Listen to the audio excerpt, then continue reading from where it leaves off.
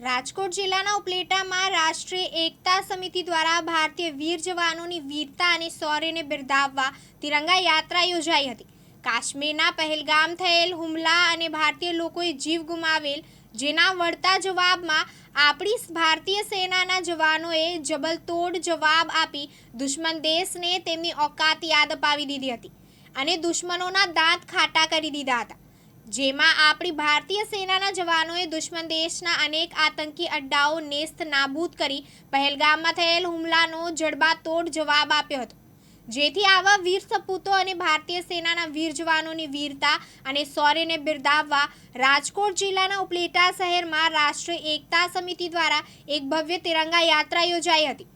જેમાં ઉપલેટા શહેરના દરેક જ્ઞાતિ જાતિ તેમજ દરેક સમાજના લોકો, હિન્દુ મુસ્લિમ સમાજ અને વોરા સમાજ સહિત વેપારીઓ, આગેવાનો, વડીલો, બાળકો અને મહિલાઓ સહિત મોટી સંખ્યામાં લોકો ઉપસ્થિત રહી તિરંગા યાત્રામાં જોડાયા હતા અને ભારતીય સેનાના જવાનોને તેમની વીરતા અને બહાદુરીને બિરદાવી હતી। સમગ્ર ગુજરાત અને સમગ્ર ભારતની અંદર એક સાથે 17 તારીખથી લઈ અને 23 તારીખ લગીની તિરંગા યાત્રા દરેક મંડળની અંદર, રાજકોટ જિલ્લાની અંદર 17 મંડળની અંદર આયોજન થયું હતું।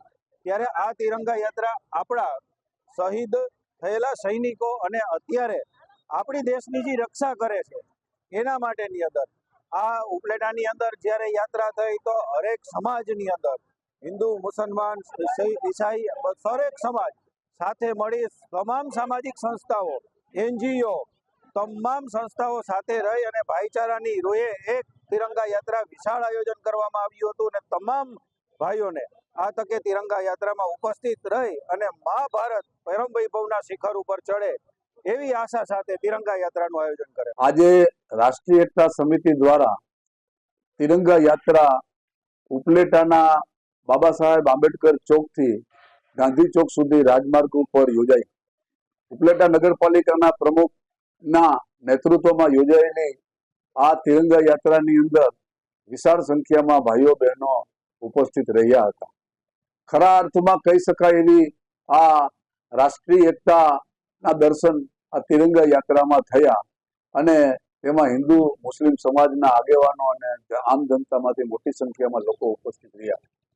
ભારત દેશમાં તાજેતરમાં જે ઓપરેશન સિંદૂર દરમિયાન જે આતંકવાદીઓની વિરુદ્ધની જે ઝુંબેશ કરી અને તેમાં જે સફળતા મેળવી છે અને દેશે જે રીતે સાથ સહકાર આપ્યો છે સરકારને અને આપણી લશ્કરી જે તાકાત છે એનું જે દર્શન દેશને થયું છે અને દુનિયાને થયું છે એ ખરેખર કાબિલે દાદ છે અને આપણે સૌ આ રીતે આપણા દેશના રક્ષણ માટે આપણે સૌ એક થઈને રાષ્ટ્રીય એકતાને મજબૂત બનાવીએ અને રાષ્ટ્રીય એકતા મજબૂત હશે તો જ દેશ મજબૂત રહેશે। આમ જનતાની તાકાત એ જ દેશની ખરા અર્થમાં તાકાત છે એવો સંદેશ આજે રાષ્ટ્રીય એકતા મશાલ આ તિરંગા યાત્રાની અંદર કરવામાં આવ્યો અને આમાં ધારાસભ્ય શ્રી, નગરપાલિકાના પ્રમુખ શ્રી, સદસ્યો અને રાજકીય અને સામાજિક આગેવાનો સૌ ઉપસ્થિત રહ્યા હતા। આજે તિરંગા યાત્રા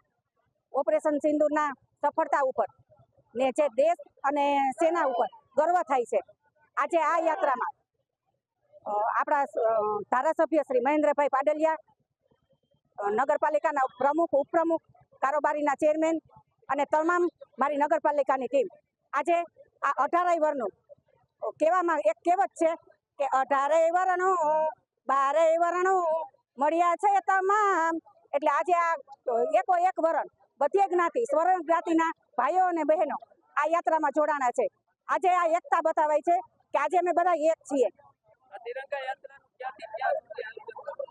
આ તિરંગા યાત્રાનું બસ સ્ટેન્ડ ચોકથી બાવલા ચોક, ભગવતસિંહ ચોક અને ગાંધી ચોક સુધી આ યાત્રાનું અમે આ યાત્રા આજે સફળ બનાવી છે। વિપુલ ધામેચા, દિવ્યાંગ ન્યૂઝ, ઉપલેટા, રાજકોટ।